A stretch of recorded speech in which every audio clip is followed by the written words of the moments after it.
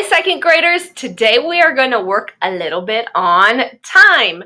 So before we get started, I want you to think about all the things you know about this clock. This would be a really good time to hit pause and then notice, wonder, and make your list. What do you know? Hit pause. Okay, so I'm going to take some guesses on things you noticed. Or maybe things you already knew. There's a shorter hand that's red, and it's for the hours on the clock. And the numbers here are also for the red hand. We're looking at the hours with the red numbers, right? And then the blue hand is for the minutes. And maybe you'll even realize that there were 60 blue dots all the way around the clock because there are 60 minutes in an hour. All right. And maybe you realized that if you move the minute hand from one of the big red numbers to the next big red number, you get 5 minutes. You gain 5 minutes, right? Okay, so I'm sure you probably know a lot about clocks, right? Let's start off at 3 o'clock. So I'm going to show you 3 o'clock. My red arrow is my arrow for my hour, and this is my minute hand showing it's exactly 3 o'clock. All right, what time would it be if I added half an hour? What time would it be if I added half an hour? All right, take your time. You can write it on your whiteboard. All right, on the count of 3, I want to hear you. 1, 2, 3, tell me. Did you say 3:30? Now, I could move this blue hand because this would be half of an hour, right? This is half of the clock.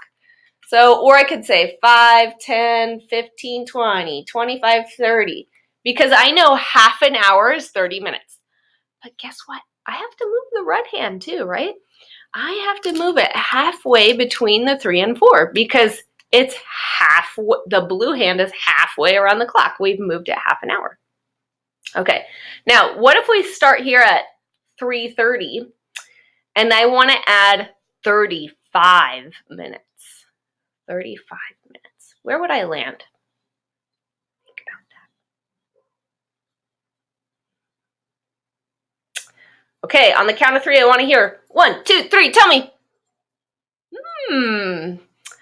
I have some guesses on what you said. I'm going to guess some of you said 4 o'clock. I'm going to guess some of you said 4:05.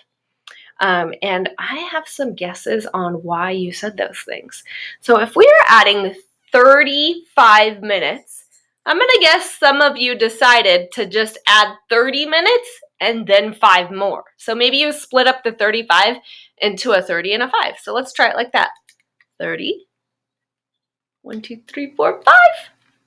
So we would land at, forgot to move my hour hand. See, we got to make sure we do that. We land at 4:05. Does that look right to you? Okay, so let's say we're starting at 4:05 now. Starting at 4:05. We're going to add 15 minutes. Where would we land? Take your time. Getting closer.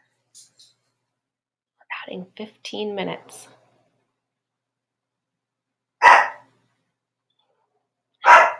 Chip saying hello.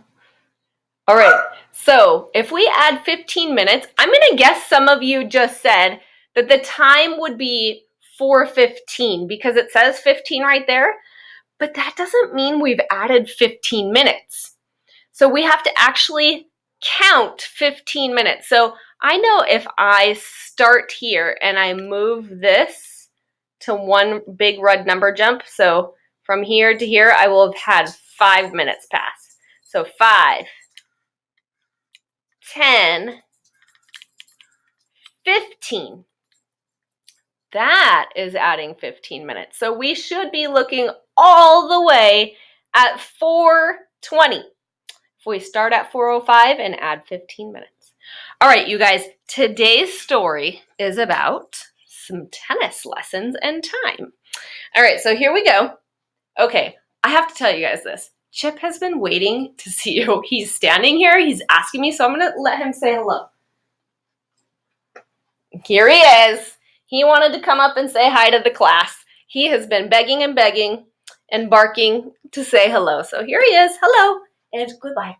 Okay. Here we go. We've got some tennis lessons going on. Stewie went to a tennis lesson that started at 2:30 p.m. The tennis lesson lasted minutes. Then it took him minutes to get home. Okay, so let's see. He starts at 2:30. So I'm going to put that on my clock. Okay, so I know he starts at 2:30. And then we know that the tennis lesson is going to last some time, right? And then we know for sure it's going to take some time to get home. We want to know what time Stewie's going to get home. We want to know what time snacks should be available for Stewie, right? Okay, so let's take a peek at our number options.